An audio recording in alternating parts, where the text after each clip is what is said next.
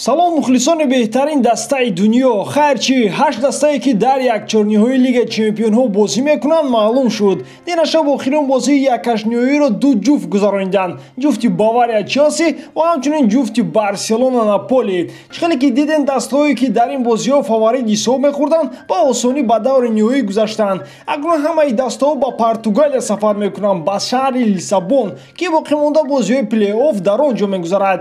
Бавария рақиби худро бо ҳисоби 4-1 мағлуб кард. Ҳисоби умумӣ 7-1 мебошад. А Барселона бошад дар Камп-Ноу бо ҳисоби 3-1 Наполиро мағлуб сохт. Бале, мо дар ин ҷо гуфта наметавонем ки Месси динашаб чӣ хел бозии беҳтарин гузаронид. Голи боварнокарданӣ баъди оне ки ӯ 6 бозингари Наполиро гузашт ва як голи беҳтарини дигар ки аз ҳисоби бо даст бозӣ кардан бекор карда шуд ва прессинги беҳтарини ӯ дар майдони ҷаримавии рақиб ба зарбаи 11 метра хотима ёфт ки онро Луис Суарес ба самар расонид.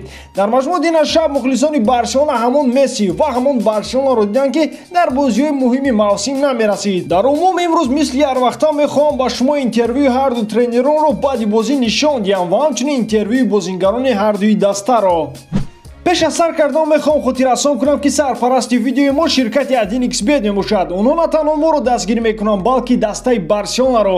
барои бозам ҳавасманд шудани мо ва тез-тез баромадани видео ба ссилкаи комментария буда даромада бо промокоди BARSATG дар аввалин ставкаи худ 6500 рубл туҳфа гиред. дастгирии шумо пешравии мо.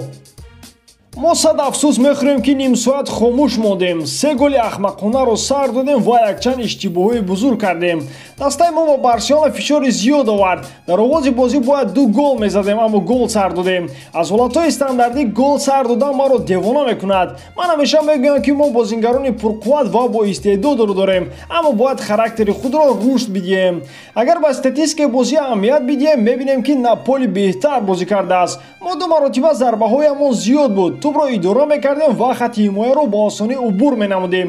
нимаи дуюм барои Барселона мушкил буд. касе гуфт ки Барселона бо ҳайати асосии худ бозӣ намекунад, аммо ман ҳаятеро дидам ки $100 миллион нарх дорад. мо ҳамчун як даста бозӣ кардем, аммо аз он ғамгинем ки ним соат хоб кардем ва ба Барселона ғалабаро туҳфа намудем. ман аз он дилозурдаам ки дар ҳақиқат метавонистем ба онҳо мушкилӣ созем, аммо дар пас додан худ ба мушкилӣ рӯбарӯ шудем.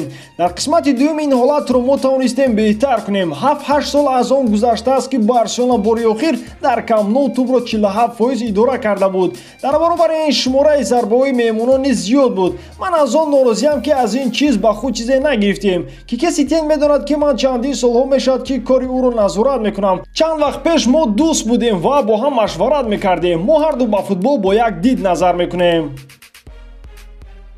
мо мехостем қадами нахустини худро ба даври оянда гузошта бо ҳамон хоҳишу мақсад бозиҳои ояндаро мунтазир шавем. даста хуб бозӣ кард. мо сазовори ғалаба будем. чизеро ки ба даст овардем хело мушкил буд. мо бо ақл ҳимоя кардем. бо яке аз дастаҳои бузурги Италия рӯбарӯ шудем. фикр кардам ки аҳволи Месси хуб аст. дар ҳамон ҳолат Кулибали ба ӯ сахт зад, аммо фикр намекунам ки ин чиз ӯро ба мушкилӣ рӯбарӯ кунад. томи рақибони боқимонда қавӣ ҳастанд. ҳам барои Бавария ва ҳам барои мо даври якчорниҳоӣ мушкил хоҳад буд. Бавария тими қавӣ аст, мо низ ҳамчунин. ман Гатузоро бо кори анҷомдодааш дар Наполи табрик кардам. ӯ ба муваффақияти бузург расид. бо гузашти рӯз онҳо қавӣ шуда истоданд. ман мухлиси онҳо ҳастам. Бавария яке аз 8 фаворити қаҳрамонии Лигаи Чемпионҳо аст. ин чизе аст ки мо мунтазираш будем. баъди хатми Ла Лига тӯли 2 ҳафта мо барои бозӣ бо яке аз рақибони қавӣ омода мешудем. аз ҳама муҳим он аст ки мо ғалаба кардем. акнун оиди рақиби ояндаи худ фикр хоҳем кард. Наполи дар чемпионати Италия имкониятҳои зиёдро созмон медиҳад. онҳо имконияти худро истифода накарданд. мо бошем гол задем. медонистем ки дар қисмати дуюм онҳо фишор меоранд. дар як бозӣ ҳамаи чиз шуданаш мумкин. Бавария тими олӣ аст. ба мисли 8 дастаи дар Лиссабон буда яке аз фаворитҳо барои қаҳрамонӣ дар Лигаи Чемпионҳо ба ҳисоб меравад. бояд бозӣ кунем, гуфт Суарес. аз тарки мусобиқа ғамгинем. мо талош кардем ва медонистем ки бар муқобили дастаи бузург бозӣ мушкил хоҳад буд. дар нимаи якум метавонистем бозам хубтар ҳунарнамоӣ кунем, аммо дар умум бозиамон олӣ буд. аз ҳамин лиҳоз хело ғамгинем ки Лигаи Чемпионҳоро тарк кардем.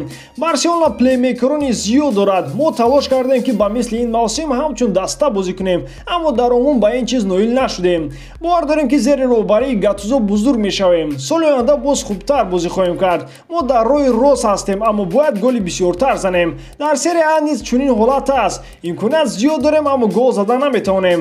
Ин мушкилиро бояд ҳал кард. Шояд дар голи аввали Барса қоидавайронкунӣ буд, аммо Месси хело хуб бозӣ кард ва пеналти кор кард. Аммо ҳангоми ҳисоб 3-0 будан ҳамаи чиз метавонист боз бадтар шавад. Фикр намекунам ки ба ғайр аз истифодаи ҳолатҳо Барселона аз мо дар чизи дигар бартарӣ дошт. Акнун мо бояд худро барқарор карда ҳамаи чизро бо Гаттузо аз сари нав оғоз кунем. Мо потенсиали бузург дорем, гуфт Инсини.